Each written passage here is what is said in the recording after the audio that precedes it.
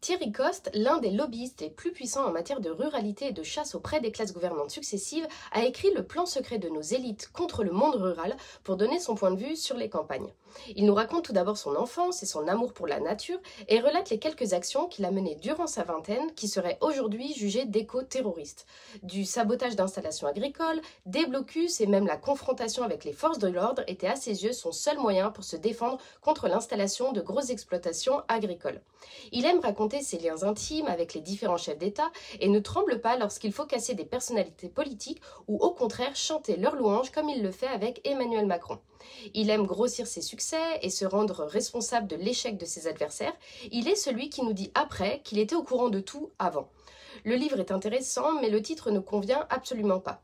Il mentionne les élites sans que l'on sache exactement de qui il parle et confond grossièrement le monde rural avec les chasseurs et agriculteurs qui n'en sont qu'une partie très minoritaire.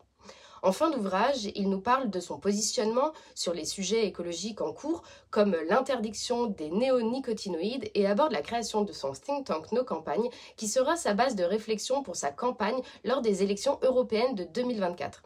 Il se positionne clairement comme un défenseur de la nature en opposition aux écologistes, avec comme exemple de mesure de son programme la révision de la loi montagne, de la loi littorale et de Natura 2000.